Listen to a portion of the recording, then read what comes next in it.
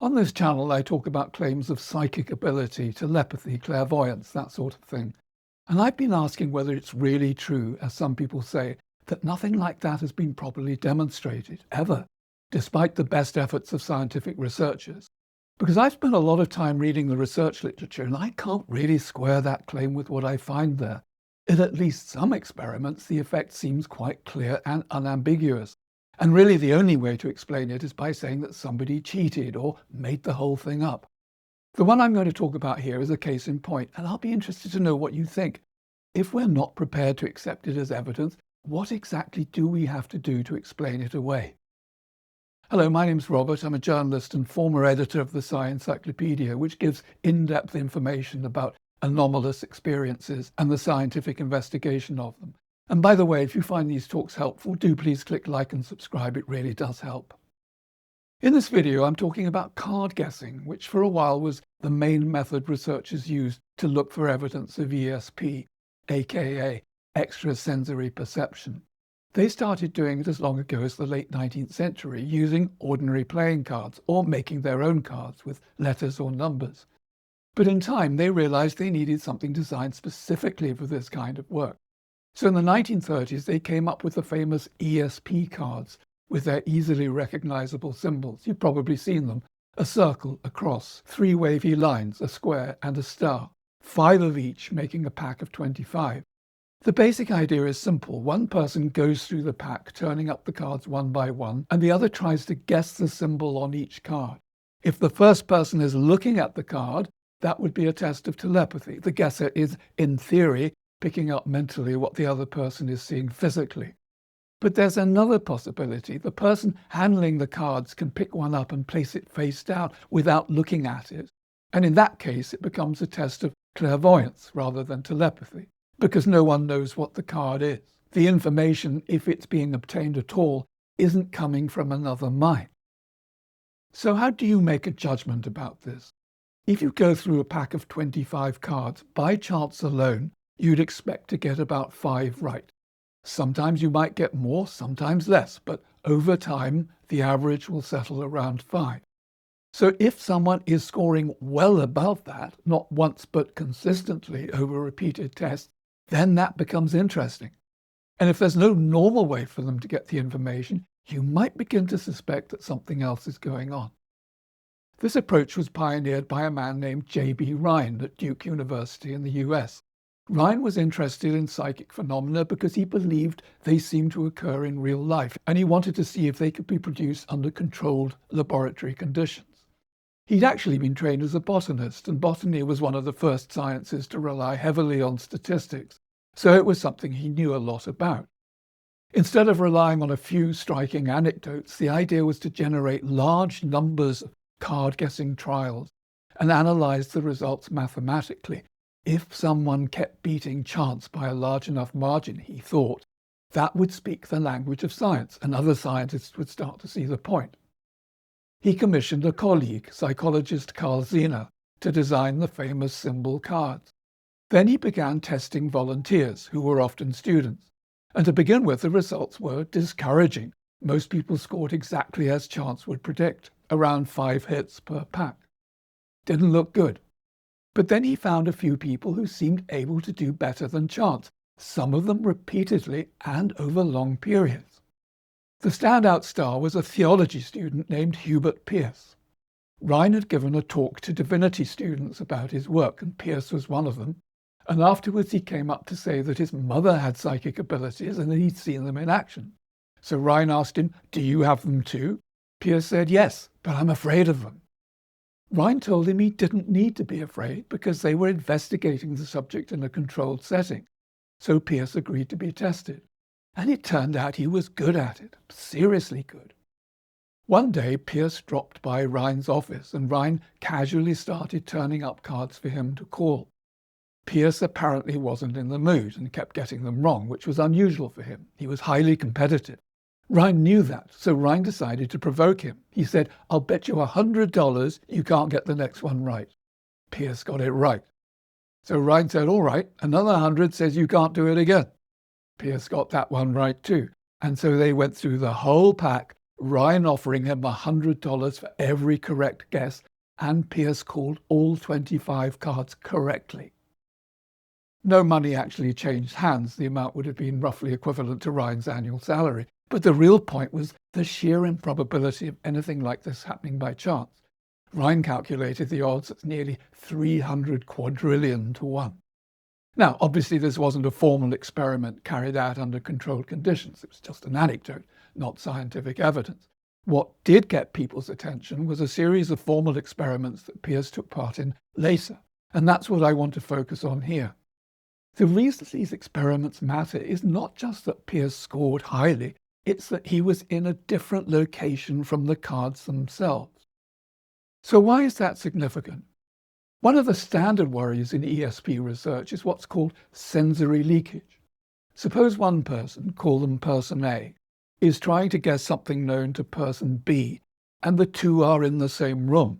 Then person B may be giving away information unintentionally by body language, tone of voice, timing, or some other cue. Or there may be some more deliberate way of getting information, reflections in shiny surfaces, for instance, the kind of thing a gambler might exploit, and it's one of the first things critics look for. So the obvious way to deal with that problem is to separate the participants physically. And that's what happened here. The experiment was run by Rhine's associate, Gator Pratt. Here's a photograph taken at the time. Pratt sat in an office in the physics faculty on the Duke campus, while Pearce was stationed in the library about 100 yards away. In one of the 4 experiments, he was even further away, over 250 yards, in the medical faculty. The two men met first in Pratt's office, synchronized their watches, and then went to their respective locations. At the appointed time, Pratt picked up the top card from a pre-shuffled deck and, without turning it over or looking at it, placed it face down on a book. That detail is crucial, as we'll see in a minute. At exactly the same time, Pearce tried to visualize the symbol on the unseen card and wrote down his impression. They repeated the procedure at 1-minute interval. At the end of each session, without meeting, both men handed their records to Rhine. Over the 4 experiments, Pearce tried to guess a total of 1,850 cards. By chance, he should have got around 370 right, about 20%. In fact, he got 558 right, which is just over 30%, 50% above chance expectation. The odds of that happening by chance were estimated at around 22 billion to 1. That seemed extremely impressive, and for years it was widely cited as evidence for ESP. Rhine began publishing books about these results as early as 1934, and they attracted a good deal of attention. For a while, there was a real sense that this might be important research, a breakthrough. Other scientists didn't like it and didn't believe it, but they struggled to explain it away except by alleging fraud. And that, in time, is exactly what began to happen. At first, the suspicions were vague, but in the 1960s and 70s, as public fascination with the paranormal exploded, ESP, spoon-bending, UFOs, and all the rest, there was also a fierce backlash, and critics became much more willing to accuse researchers and subjects of cheating. The experiments with Pearce ended up right in the crosshairs. A British psychologist named C.E.M. Hansel proposed a simple explanation. No one had supervised Pearce while he was making his guesses.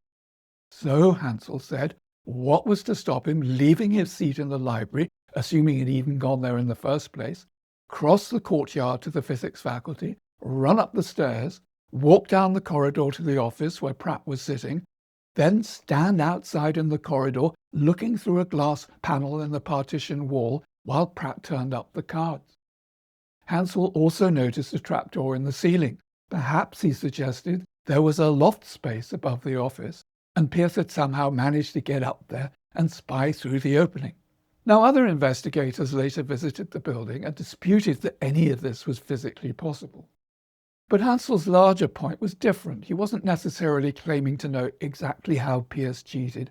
His point was that if a normal explanation could be imagined in principle, then the experiment could not count as valid evidence. And of course, once you start down that road, the possibilities multiply. Perhaps Pearce and Pratt simply colluded.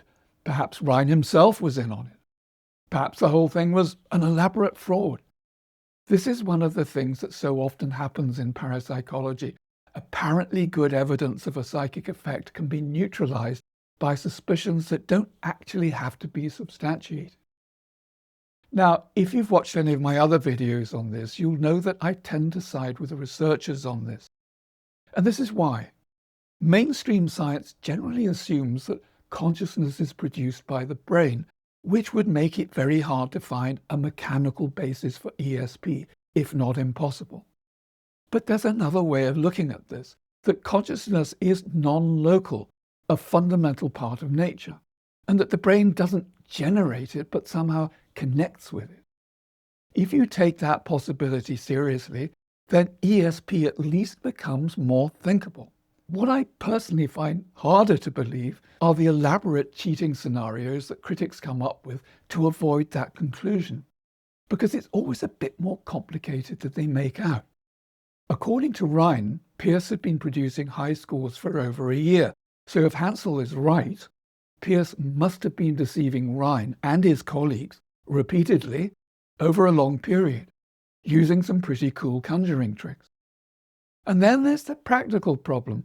On Hansel's version of events, Pearce would have had to lurk in the corridor for long stretches, peering through a window and taking notes, without being seen or challenged by anyone passing by, and not just once, but on 4 separate occasions. Pratt, meanwhile, would have had to be holding the cards up in such a way that they were visible from outside. And that's what knocks the whole thing dead, because Pratt wasn't looking at the cards. As I mentioned before, card tests can be used to look for clairvoyance as well as telepathy, and that's what this was about. Pearce wasn't trying to read Pratt's mind, and Pratt wasn't supposed to know what the card was. In fact, it was essential that he didn't. He simply picked up the top card and placed it face down on the book. So there was nothing for Pearce to see through a window, because Pratt never turned the card over in the first place. Now, does any of this settle the matter? Or to put it another way, if Pearce had been supervised throughout, if someone had been sitting with him in the library and could confirm that he never left his seat, would that have converted skeptics into believers? A few, perhaps, but no, I don't think it would have transformed the situation. The historical record of this research has become so garbled that hardly anyone in the scientific mainstream takes it seriously. I suspect many people now get their information about it from Wikipedia, and of course from AIs trained partly on sources like that, where at least at the time I'm making this video, you can read that Rhine's card experiments were discredited because sensory leakage or cheating could account for all the results, and that parapsychologists abandoned the method because of its methodological problem. Now, it's true that there were some methodological problems in the early days. The first ESP cards were printed on rather thin cardboard, which meant the symbols could sometimes be seen from the back. Not ideal, to put it mildly. Critics understandably make a great deal of that. What they usually don't mention, though, is that Rhine dealt with it quickly by putting the cards into opaque envelopes, and then by having better cards printed. In fact, even after the improved cards were available, the practice of putting the cards into opaque envelopes continued, just to be on the safe side. So the broad claim that Rhine's results can simply be dismissed as sensory leakage is, at the very least, a huge oversimplification. And it is also true that parapsychologists eventually abandoned card guessing, but not because they thought it had been discredited, simply because it was rather boring. In the long run, it was hard to keep subjects motivated, and frankly hard to keep researchers interested as well. By the 1960s, they were turning to methods that looked much more like the way ESP seems to occur in real life. In dreams, for instance, or in altered and dissociated states of mind. Some of those experiments, in my view, are even more interesting than the card tests, and I'll be talking about them in future videos. So do watch out for those, and I hope I'll see you there.